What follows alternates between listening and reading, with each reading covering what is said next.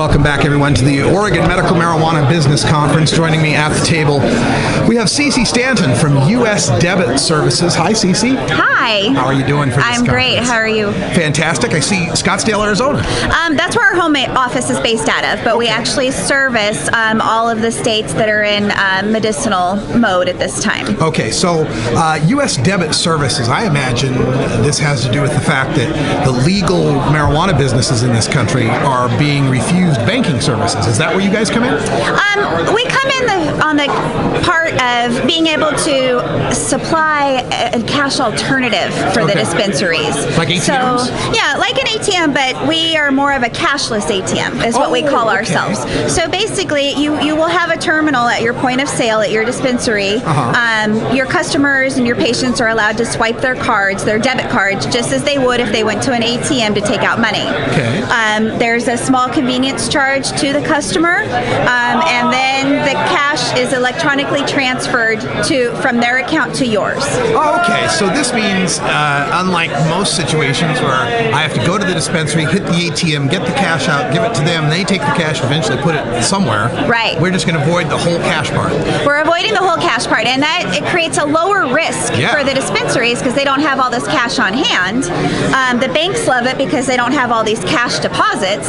Now they have, now they have, electronic deposits. You see a return, a lot quicker, and you don't have to worry about, the management or the employees having to take cash to the bank, and the whole process of that it can be exhausting, and a lot of banks don't like all this cash. It's too much cash for these banks to hold. The ones that are the ones that are accepting cannabis businesses to be part of their banks. So that's another problem with this system is it's a lot of cash on hand for the banks as well, and a lot of banks don't have the manpower to create the reports that are required by the government in order to track the monies. Gotcha. Now, is this a service that you guys came up with in response to the cannabis industry, or is it something you'd been offering previous that you've now tailored to the cannabis industry? No, actually, this is critiqued directly for the cannabis industry. So we actually just started U.S. Debit Services a year ago, and so we found that there was a niche in the market and a hole in the whole thing because Visa and MasterCard aren't going to sponsor any of this. They don't back any of this because technically it's illegal to use a Visa MasterCard credit card to purchase cannabis with. Okay, so that's why those big banks and Visa, MasterCard, Amex, that's why none of them are involved in this. So this strictly is looked at as a more efficient way of transferring funds, just electronically. When I have a debit card, though, it usually has a MasterCard or Visa logo on it. How does that not affect the debit side of things? Right, because the way that the system operates, like I said, it operates more on the ATM basis. It operates more as a cashless ATM. MasterCard and Visa aren't seeing a charge for something marijuana related. They're just seeing a cash transfer. They're seeing an ATM withdrawal on your side as the customer. It'll show up on your bank's end as an ATM withdrawal. And then on the merchant side, it's put in as an electronic deposit. So there is no credit transaction. There's no credit being held. And it's simply a funds transfer. And there's no paperwork of it being about marijuana. Right. Other than the vendor that's being paid. Yeah, and we recommend that as the merchant, as the retailer, we recommend that you're working with a bank that's fully disclosed of what you're doing and knows the business operations that you're in. Because it's very important that they know we're not in it for a shell game. We don't want that, and we don't play in that arena. So if there's somebody that's operating under the auspices of a shell corporation and they're not giving their full identity to their bank, then that's somebody that we probably wouldn't work with. Gotcha.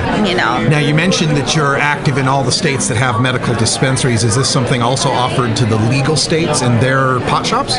Yeah, on the recreational side of things, the processing company that handles all of this is not comfortable with that level yet, but at this time... That's probably because the feds have kind of gone hands-off on medical. Right, and that's the thing is because of the federal requirements and restrictions, they're still kind of playing the game as, we want to be safe going into this, and we want to make sure we take the right steps forward because we don't want to take 2 steps back a year from now.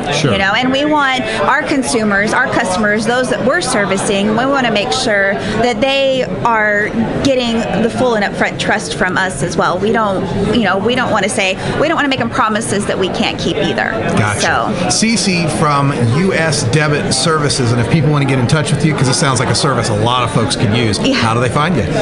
We're located on the web at usdebitservices.com, and then we also have a toll-free number at 855-749-6121. All right. Cece Stanton, thank you so much for helping these businesses and helping keep them safe, the community safe, by avoiding these cash-only places that are such attractive robbery targets. Yes. You're doing a real valiant service here. We really could use it. Thank you so much. Appreciate that. Thank you.